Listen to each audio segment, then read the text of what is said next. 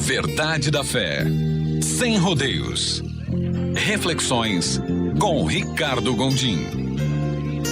Qual é o grande lance da fé cristã? Qual é o propósito da nossa fé?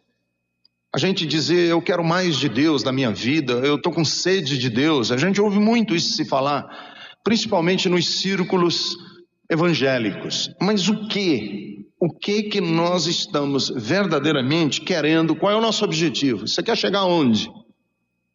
Acho que essa é uma pergunta que eu tenho que fazer coletivamente, tenho que perguntar para a coletividade, e eu tenho que fazer essa pergunta para você individualmente. Você, e quando eu digo você, eu não estou falando em tese, eu estou falando para você. O que eu estou falando é o seguinte: você quer chegar aonde? Com a sua fé, com a sua espiritualidade, com o seu cristianismo. Você tem um objetivo. Porque nós precisamos definir para nós mesmos qual é o grande objetivo. Onde é que a gente quer chegar? Onde é que a gente quer, na verdade, o que a gente quer produzir em termos de vida cristã? O que é isso? O que significa ser cristão? O que significa ser uma pessoa de fé? Eu tenho fé. O que significa isso?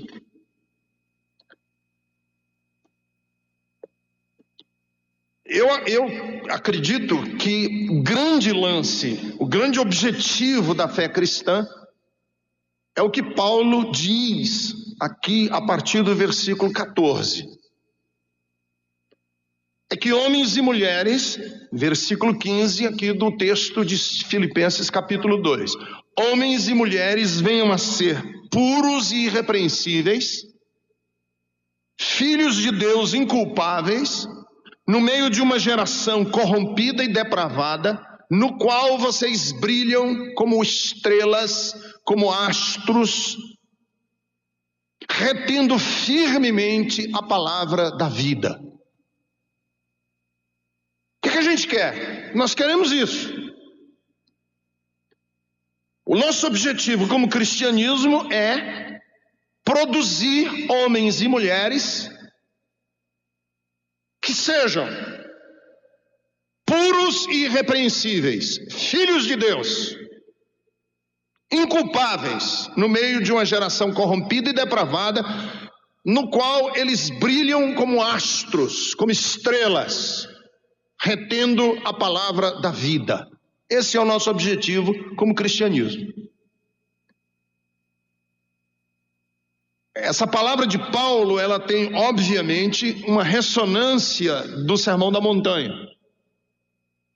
Vocês são sal da terra, luz do mundo, e que os homens vejam as suas boas obras e glorifiquem o Pai que está nos céus. O que é cristianismo? Cristianismo não é outra coisa. O nosso objetivo como cristianismo deve ser esse. Ponto final. Resolvida a questão. Agora, a pergunta não é se isso está ou não resolvido, porque está resolvido. É isso aí, ponto final. A pergunta é o seguinte: estamos conseguindo? Cristianismo ocidental, brasileiro, latino-americano, paulistano, está conseguindo isso? Essa é a pergunta. O cristianismo que nós experimentamos e vivenciamos é um cristianismo, e essa é a questão que se coloca, é um cristianismo que gera homens e mulheres íntegros, verdadeiros, que inspiram. Conseguimos ou não? Eu tenho algumas respostas para essa pergunta, que são hipóteses. É uma hipótese. O que é uma hipótese? É uma resposta a uma pergunta, mas a resposta ainda é provisória, porque eu ainda não tenho como provar completamente. Eu tenho algumas hipóteses. Se nós estamos ou não conseguindo ser isso que Paulo quer que a gente seja, astros e luzeiros estrelas no meio de uma geração corrompida e perversa? Eu tenho algumas hipóteses para dizer não. E as minhas hipóteses, por que nós não estamos conseguindo? Primeiro, a minha hipótese é que nós não temos esse cristianismo aqui no Brasil, nós não temos esse cristianismo vivenciado na nossa geração. Primeiro, porque nós estamos mais preocupados com a palavra da verdade do que com a palavra da vida. Porque Paulo diz assim: para que você tenha gente, presta atenção, olha a sutileza do texto. Você está com a sua Bíblia aberta? Veja. Para que você tenha pessoas puras e irrepreensíveis, versículo 15. Inculpáveis, filhos de Deus, são todas características de um cristão. É preciso, versículo 16, que seja retida a palavra da vida. Da vida. E aqui é onde eu quero entrar com o meu contraponto e a minha hipótese. É aqui onde eu quero problematizar a pergunta. Nós evangélicos, menos do que os católicos, nisso aqui os católicos levam mais vantagem do que nós, estamos mais preocupados com a palavra da verdade do que com a palavra da vida. Porque é próprio da nossa herança protestante, evangélica, defender a verdade. E me parece que a tradição católica é menos preocupada em defender a verdade e mais defender a vida. E nisso eles estão certos. Por quê? Porque de nada adianta, e isso é um problema que nós temos na comunidade evangélica, nós estarmos preocupados em defender a verdade se essa verdade não produzir vida. Então, o que é verdade para nós cristãos, ou deveria ser verdade para nós cristãos, que está a serviço da vida. Se não estiver a serviço da vida, não adianta ser verdade. Porque esse é um problema da nossa comunidade evangélica. Nós nos achamos donos da verdade, os que têm a última e mais verdadeira de todas as verdades do evangelho, mas nós não temos vida para mostrar. Então vejam, Paulo diz: eu quero um cristianismo em que o fruto da verdade seja o qual? Qual é o fruto da nossa verdade? Pessoas que são puras e irrepreensíveis, inculpáveis, filhos de Deus, no meio de uma geração corrompida e depravada, em que eles brilham como estrelas. Eu quero saber como é que isso funciona dentro da sua casa. Que de nada adianta você me provar por que tem que ser no domingo e não no sábado, o nosso dia de culto.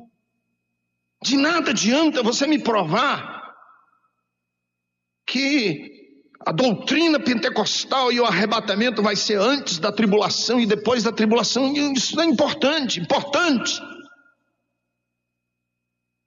É se as verdades que nós aprendemos estão produzindo vida.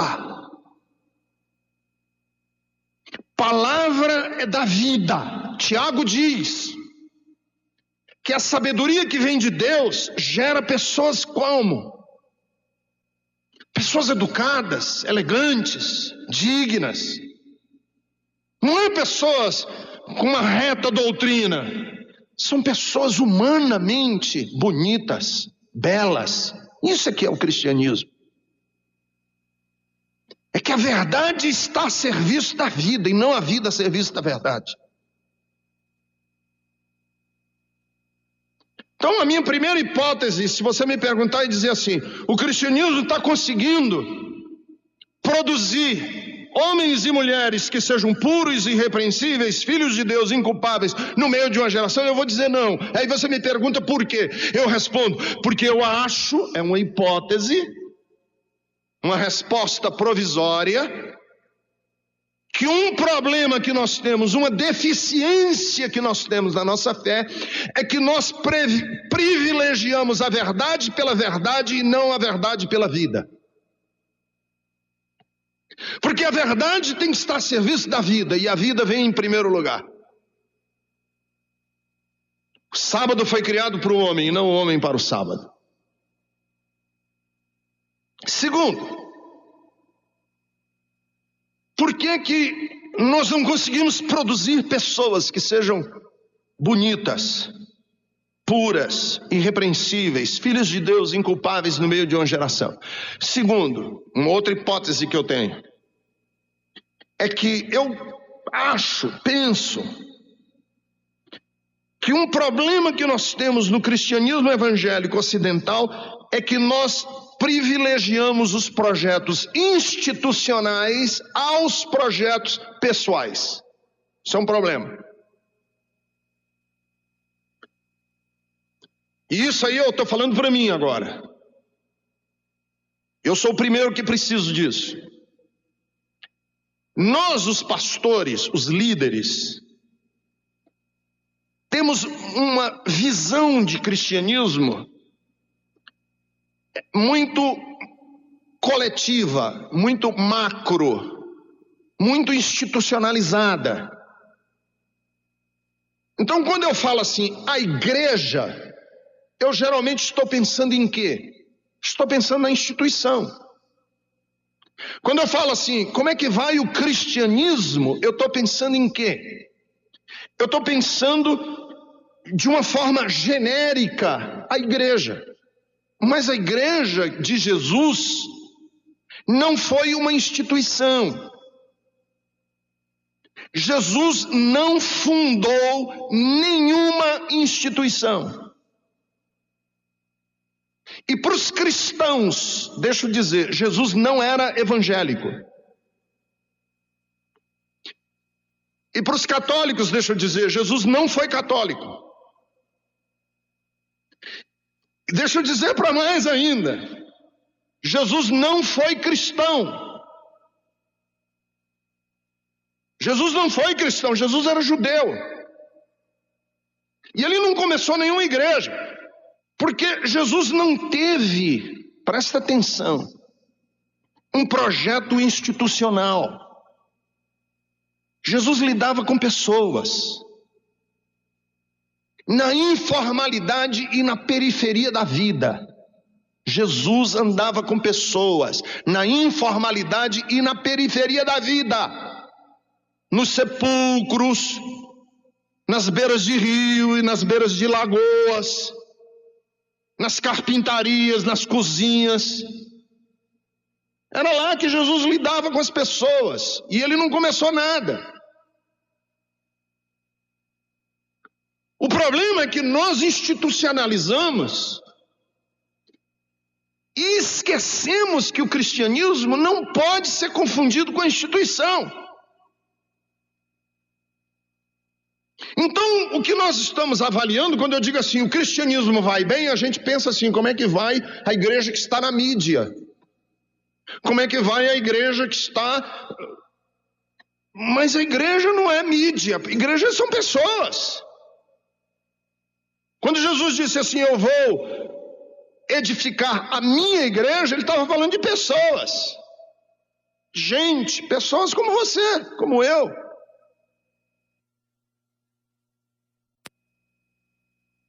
Então por que eu estou dizendo isso?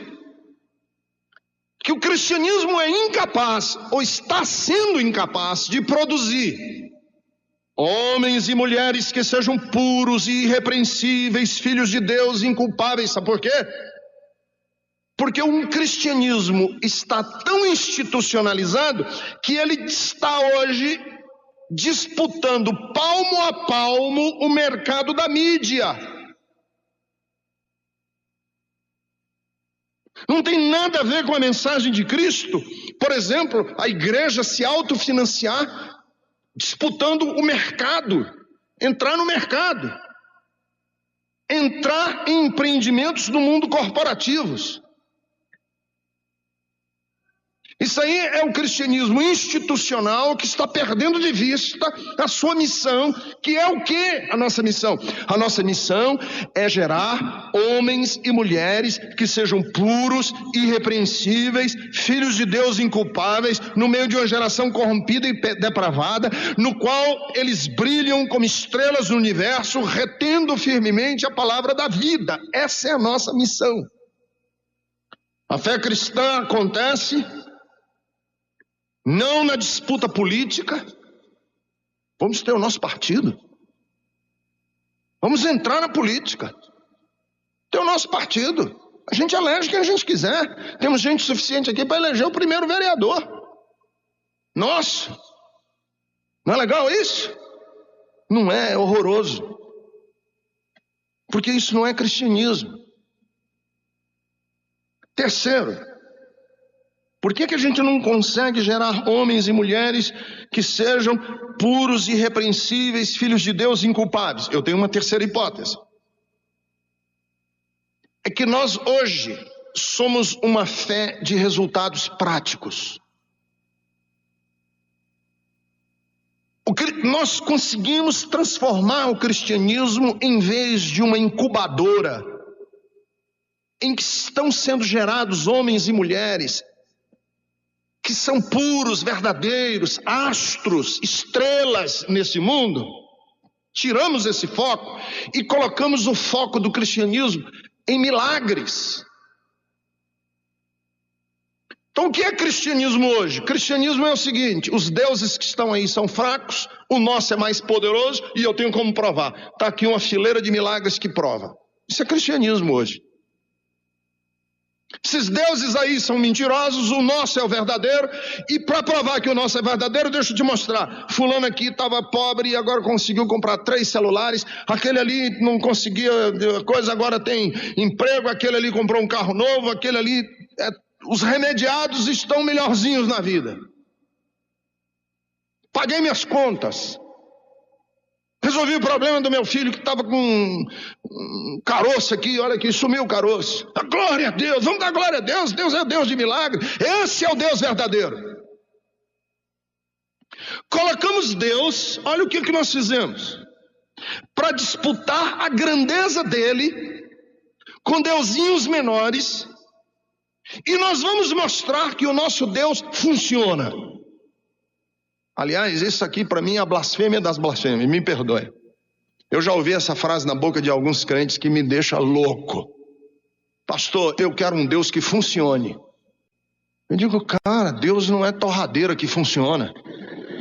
Que funciona? Que ideia você tem de Deus? Deus que funciona. Então, o que prova a nossa fé? O que prova a nossa fé nos dias de hoje? O que prova a nossa fé é que nós temos mais milagres do que os outros. Quando o projeto original era o seguinte, o que é que prova a nossa fé? O que prova a nossa fé é que o cristianismo produz homens e mulheres que são irrepreensíveis, inculpáveis, tem nada a ver com milagre. Filhos de Deus. Isso é a fé cristã. Aí você diz assim, pastor, você não acredita em milagre? Acredito. Eu só não acredito que milagre seja propaganda de Deus. Faz o menor sentido. A propaganda cristã qual é? A propaganda cristã é qualidade de vida. Nossa propaganda é o tipo de gente que a gente produz, o tipo de gente que vive nesse mundo, essa é a nossa propaganda. Nisto, isso são palavras de Jesus em João capítulo 13, versículo 35. Nisto todos saberão que vocês são meus discípulos, se vocês amarem uns aos outros. Essa é a propaganda cristã. Aliás, como que a gente poderia competir com os deuses gregos? Como é que o cristianismo poderia competir com os deuses gregos se o nosso Deus morreu numa cruz? E Paulo diz: a minha pregação é escândalo e é loucura, porque eu prego o Cristo crucificado. Não tem como competir. A nossa propaganda não é essa. Então, o cristianismo precisa voltar a entender qual é a sua missão, qual é o seu projeto, qual é o seu propósito, qual é a sua meta. E isso eu falo coletivamente, porque isso define os rumos dessa igreja, e eu falo isso individualmente, falo para você, porque isso precisa ficar claro e definido no seu coração para você definir o que é que você quer. Que tipo de fé você quer viver? E qual é o seu projeto de espiritualidade? E qual é o seu projeto de organizar a sua vida? Dito isso, aí agora que eu vou começar a minha pregação, baseado no texto que eu quero ler para vocês hoje. Paulo tinha um exemplo que ele podia mostrar como vitrine do cristianismo que ele vivia. Era a pessoa de Timóteo. Como Paulo dizendo assim: eu vou mostrar para vocês que eu não corri em vão, que o projeto do cristianismo de produzir pessoas que sejam astros, que sejam beleza, de produzir gente bonita, não desceu pelo esgoto. Esse projeto existe. Quer ver? Deixa eu mostrar para vocês. E ele fala da pessoa de Timóteo, que era discípulo de Paulo. Timóteo foi um rapaz que Paulo conheceu numa cidade, quando ele foi espancado. Paulo foi, eu não quero entrar nos detalhes, porque não é o motivo da minha pregação. Paulo foi espancado, foi deixado como morto, e nesse dia que ele foi espancado e abandonado como morto na cidade, que ele levou uma surra, que ele ficou uma polpa humana no chão. Foi uma surra tão bem dada que o povo pensou que ele tinha morrido.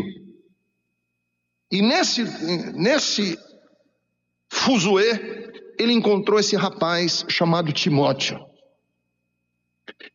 que passou a ser um discípulo, um amigo, um companheiro, um parceiro e um filho para ele. Então veja, Paulo está querendo mostrar que a fé cristã produz esse tipo de gente. E ele disse: eu tenho ele. Eu tenho esse cara, é Timóteo, para mostrar para vocês que a fé cristã é uma fé verdadeira, que vale a pena. Timóteo. Porque Timóteo mostra qual é o nosso alvo. Qual é o alvo do cristianismo? Qual é o alvo do cristianismo? Vamos ver na vida de Timóteo aqui no texto? Você está com a sua Bíblia aberta? Capítulo 2, versículo 19. O cristianismo almeja ter seguidores que sejam pessoas dignas de confiança. Olha que lindo. Pessoas dignas de confiança. E isso está escrito no versículo de número 19, quando ele diz assim: espero no Senhor Jesus enviar-lhes Timóteo, brevemente, para que eu também me sinta animado quando receber notícias de vocês, porque não tenho ninguém que seja como ele. Não tem ninguém que seja digno de confiança como ele. Aqui nós temos boas e más notícias. As más notícias é que ele não tinha ninguém. Você já imaginou Paulo dizendo assim: não tem ninguém que seja assim, só tem esse cara. Eu tenho uma pessoa que é um exemplo e que eu posso confiar inteiramente, digno de confiança. Qual é o tipo de cristianismo que nós almejamos? Um tipo de cristianismo em que as pessoas sejam dignas de confiança. Por que ele era digno de confiança? Paulo diz assim: porque ele tem um interesse sincero do bem-estar de vocês. Olha que lindo. Um homem que não tem agenda escondida, não tem mutreta, não tem subterfúgios. Um homem que é límpido, que não trabalha para ganhar alguma coisa, que não almeja posição, ele quer servir. Qual é o interesse de Timóteo? Paulo diz assim: o interesse deste homem, a intenção da alma deste homem é íntegra. Isso é lindo. Isso é verdadeiro. Sabe por quê? Porque o objetivo do cristianismo, queridos, é produzir sócios. Você fez uma sociedade com outra pessoa e o seu sócio, até não sendo cristão, possa dizer assim: nunca eu lidei com um homem mais íntegro do que com fulano. Eu confiei nele inteiramente. Eu podia deixar as gavetas da minha sala abertas e ele nunca vasculhou. Jamais eu tive a menor dúvida da integridade deste homem. Isso é cristianismo. Pessoas íntegras. Que você possa confiar na integridade não só dos atos, mas você possa confiar na integridade das intenções, que é mais profundo do que os nossos atos. Uma coisa é você fazer uma coisa, outra coisa é a intenção com a qual você faz aquela coisa. E Paulo diz assim: eu não tenho ninguém que eu confie que a intenção da alma dele seja tão correta como é Timóteo. Isso aqui é cristianismo. Porque para mim não vale nada, queridos, você ter uma pessoa que seja corretíssima na doutrina. Nossa, ele tem tudo quanto é de texto da Bíblia decorado, ele tem resposta para tudo. E é um moralista que fariseu pede desculpa. Moralista que só ele mesmo. Mas, porém, todavia, contudo, as intenções da alma deste homem, na relação dele em casa, com a mulher, com os filhos, você não pode confiar. Me diga do que adianta. E aí é o problema da igreja evangélica. Aí entra o problema da igreja evangélica hoje. Nós temos um moralismo doutrinário tremendo e nós não conseguimos produzir esse tipo de integridade. Vejam que Paulo diz assim: eu tenho uma pessoa que eu posso enviar para vocês, que eu posso mandar para vocês. Ele se chama Timóteo, que eu posso confiar inteiramente. Ele é digno de confiança. Eu posso entregar a ele a caixa. Eu posso entregar a ele a tesouraria. Eu posso entregar a ele a gaveta da minha casa. Eu posso entregar e dizer a ele o seguinte: olha, estou guardando um dinheirinho lá em casa. Se eu morrer, está na gaveta tal, assim, assim, assim. E eu morro. E eu ter confiança absoluta de que ele vai pegar esse dinheiro e entregar para minha mulher, para os meus filhos. Entenderam o exemplo? Que eu não tenho. Mas é essa confiança, digno de confiança. Eu confio em você. Segundo, o cristianismo almeja ter pessoas que sejam verdadeiramente altruístas. Porque o texto aqui de Filipenses diz de Timóteo o seguinte, olha que lindo. Ele tem o interesse de buscar o bem-estar de vocês. Pois todos buscam os seus próprios interesses e não os de Jesus. Mas Timóteo é diferente. Timóteo é um homem que não busca os seus próprios interesses. Ele busca os dos outros. Sinceramente, queridos, eu tenho medo de um cristianismo que gera pessoas egoístas, egocêntricas, não altruístas. Vocês sabem que a palavra altruísmo é o antônimo, é o oposto de egoísmo. O cristianismo não pode gerar pessoas egoístas, porque isso é contrário à sua própria natureza. Deixa eu dar um exemplo para vocês. Eu vinha na rádio, eu vinha um dia, eu e mais 4 pastores, no meu carro, de um congresso. Era domingo de manhã, cedinho. E aí eu e mais 4 pastores dissemos assim, vamos ouvir uma rádio. Liga aí numa rádio evangélica. Ligamos numa rádio evangélica. Fulano de tal estava pregando. E nós, e mais 4 pastores no carro lotado, ele pregando. Eu ouvi com esses ouvidos que vão ressuscitar um dia. O pastor dizendo assim, problema de vocês que não vão para frente, você que é pobre, que tem essa cabecinha de pobre, porque você se contenta com esse salário que você ganha. O problema de você que está aí com essa vida atolada é porque você é uma pessoa conformada. Porque você não ama o dinheiro. Por isso é que você está aí com essa vida nesse problema todo. Você precisa aprender a amar o dinheiro. Faça o seguinte, peça as suas contas e comece o seu próprio negócio. Aí eu, meu Deus, que loucura que esse pastor está fazendo. Comece o seu próprio negócio. Mas não se conforme para ganhar esse salário. Eu, por exemplo, sempre amei o dinheiro. Pastor dizendo isso. Sempre amei o dinheiro. E você precisa amar o dinheiro para poder ir para frente. Eu, por exemplo, amo tanto o dinheiro que quando eu era menino, eu roubava a carteira do meu pai. E agora que sou pastor, é só correr pro abraço.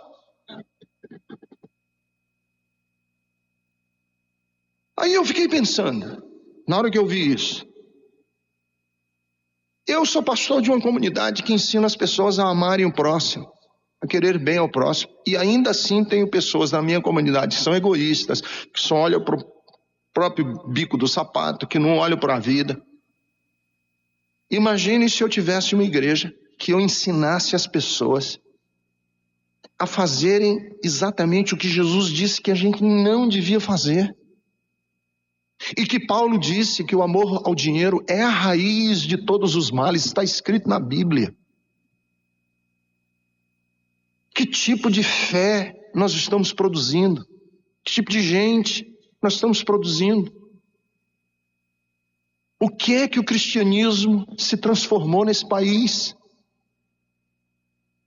Cristianismo é Timóteo, que Paulo diz assim, ele é um homem que não busca os seus próprios interesses. Senhor, se tem um milagre para fazer, faz lá nesse país em que os cristãos estão sofrendo, aqui dá para a gente se arranjar. Isso é cristianismo. Agora, você sabe qual é o nosso cristianismo brasileiro? Quênia, sei lá onde é que fica essa porcaria. Eu quero é para mim amanhã. A pessoa dá o troco errado. Oh, louvado seja Deus, aleluia, aleluia, aleluia. Deus fechou, está escrito na Bíblia que ele tira do ímpio para dar ao justo, é meu. Cara, que coisa mais horrorosa, pequena, baixa, mesquinha, vergonhosa. Isso é vergonhoso, tenho vergonha disso, essa atitude. Cristianismo é como é que eu posso ajudar? Deus me ajuda, eu tenho tanto, eu já recebi tanto. No meu sufoco, no meu desespero, eu estou passando por uma luta tremenda, Senhor, mas me ajuda, Senhor, no meio dessa luta, eu ser uma inspiração para o outro, até na luta, até no perrengue do cristão, ele está querendo ajudar. Isso é cristianismo. Terceiro, o cristianismo almeja ter seguidores que sejam pessoas com uma história inspiradora. História inspiradora. Veja, porque Paulo diz assim: eu não tenho ninguém, que vocês sabem que eu não tenho ninguém que busca os seus próprios interesses. Todo mundo está buscando os seus próprios interesses, não os de Jesus. Eu só tenho Timóteo. Aí ele diz assim no versículo 22, olha que lindo. Porque vocês sabem que Timóteo foi aprovado. Timóteo não é um freelancer. Ele não é um paraquedista. Ele não aportou aqui ocasionalmente, não. Ele não é um cara que borboleteia. Esse cara tem história. E veja que ele está falando de um rapaz. Mas ele tem história, tem estrada. E ele pagou o pedágio da estrada. Ele ralou. Isso aqui é um cara que ralou. Eu estou mandando para vocês um homem que tem história, tem lastro. Cristianismo é história, não é uma experiência. Aleluia. Pronto, está salvo, meu irmão. Glória a Deus, vai para casa. É história, você tem que construir história. Você tem que pegar a estrada. Cristianismo é estrada com Deus. Que se organiza na vida. Teve uma época aqui no Brasil que foi a época dos testemunhos. O cara era rico, famoso ou atleta, se convertia no dia seguinte dando testemunho nas igrejas. Vocês lembram dessa época? Até deu uma diminuída ultimamente. Porque teve aí uns artistas aí que começaram a dar testemunho e fazer filme pornográfico e não sei o que, e os pastores ficaram meio de barba de molho com essa história. Mas teve uma época aqui no Brasil que era assim, era rico, famoso ou atleta, se convertia num dia, no outro dia já tinha um púlpito da igreja para ele. E eu dizia, esse negócio não dá certo. Por quê, pastor? Porque esses caras, essas mulheres não têm estrada. Precisa estrada com Deus. Precisa ter história com Deus. Precisa passar no fino e no grosso e perseverar. Paulo diz assim, eu tenho Timóteo, e esse cara, ele foi aprovado por Deus. Sabe por quê? Porque ele passou por poucas e boas já e manteve-se firme. Isso é cristianismo.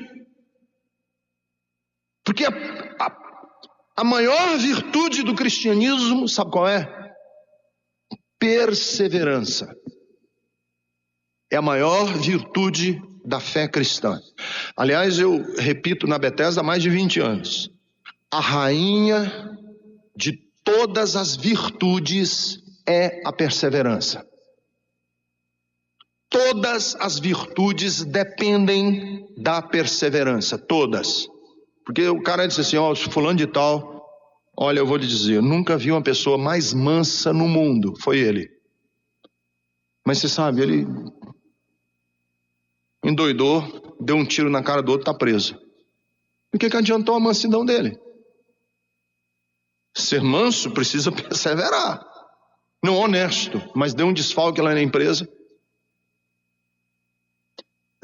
O honesto só é honesto quando ele persevera. A rainha de todas as virtudes é a perseverança.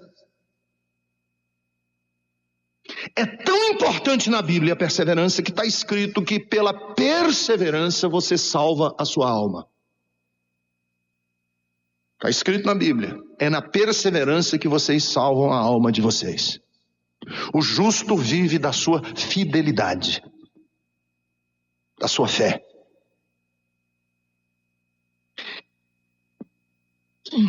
E esse é Timóteo.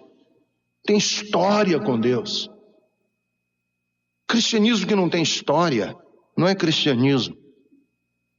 É movimento, é espetáculo, é show, é esnobismo, é exibicionismo. Cristianismo é história com Deus. O que é que o cristianismo almeja? Por último, o cristianismo almeja ter seguidores que saibam servir sem cobiça. Sem cobiça. E Paulo fala uma coisa muito linda de Timóteo aqui. Ele diz assim: Timóteo serviu comigo no trabalho do evangelho como um filho ao lado do pai. Um filho ao lado do pai. Sabe por quê? Porque Timóteo andou com Paulo sem essa coisa de cobiçar posição, poder. E isso aqui é cristianismo, queridos. Que as nossas relações não cogitam essa coisa de poder, de posição, de disputa, de quem que está. Porque foi assim que Jesus lidou com o Pai. Imagine que Deus entregou para Jesus, a Bíblia diz assim, que Jesus disse assim: foi-me dado todo o poder nos céus e na terra. Você já imaginou? Não é que Deus entregou muito poder, não. Foi todo o poder. E você sabe o que é o todo poder de Deus? É muito. Todo foi entregue para Jesus. Olha a confiança do Pai.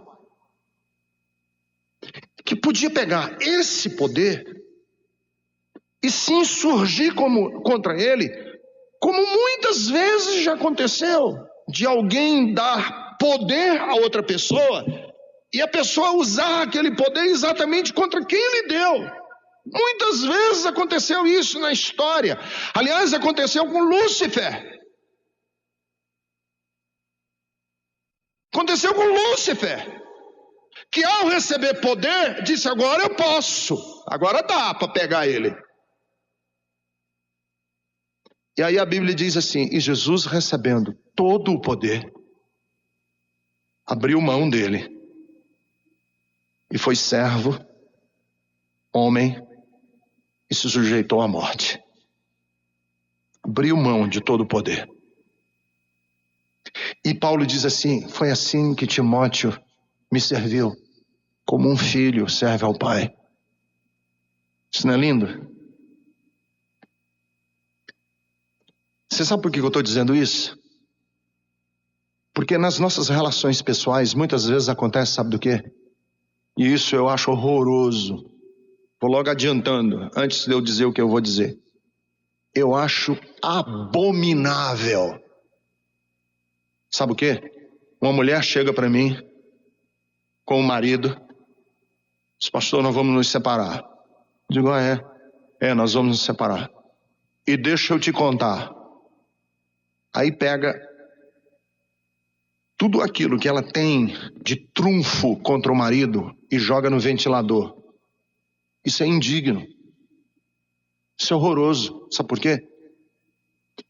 Porque ela toma aquilo que aconteceu em que ele se vulnerabilizou numa relação que naquela época, quando ele se vulnerabilizou, jamais ele imaginou que aquilo ia ser usado um dia contra ele. Por isso é que as pessoas hoje são todas ariscas e ninguém tem coragem de se abrir com ninguém. Eu vou me abrir com você por quê? Você é meu amigo, eu ando junto com você. Você se torna meu amigo. Aí nós estamos lá um dia caminhando, correndo, eu estou lá pedalando com você na USP. Aí eu digo um palavrão, eu digo uma besteira que eu não devia ter dito, eu falo uma coisa que eu não devia ter dito, aí você... Tá aqui, ó. Não pise mais na bola não, viu, Ricardo? Que agora eu tenho isso aqui contra você. Isso é indigno, isso é vergonhoso. Quando você tem o poder e até a legitimidade de destruir o outro, e você não usa, você diz: não, aquilo foi num momento de amizade, Foi num momento de vulnerabilidade. E eu não vou usar isso contra você. Isso é digno. Que eu já vi marido fazer isso com mulher, e mulher fazer isso com marido, sócio fazer isso com amigo, e amigo fazer com outro. Isso é? Pois então, peraí, deixa eu te contar. E aí pega toda aquela área da vida. Isso é indigno. Isso não é cristão. Isso é luciferiano. Isso é próprio de Lúcifer, que é o acusador dos irmãos. A grandeza é Paulo dizer assim: eu andei com Timóteo, mas a nossa relação foi a relação de um pai para um filho. Sabe por quê? Porque eu sei de muitas coisas da vida do meu pai, que eu como filho vi, soube. Meu pai não era perfeito, mas eu guardo com respeito pela dignidade do meu pai. Coisas que eu sei, e jamais eu vou usar isso para destruir com a vida do meu pai. E isso que é bonito no cristianismo. O que é que o cristianismo almeja? Produzir gente assim, desse calibre, desse quilate, dessa elegância. Gente elegante, gente digna. Isso é cristianismo. Isso é que nós devemos almejar na nossa vida.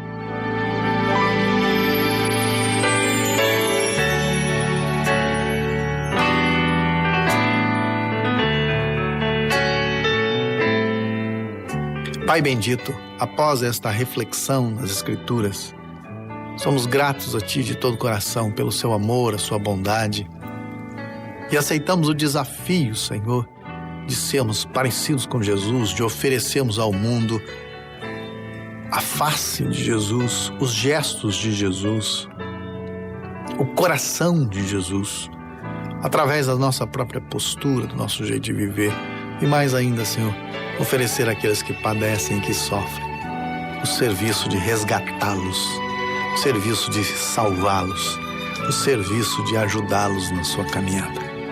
E eu agradeço, Senhor, de todo o coração, em nome de Jesus. Amém.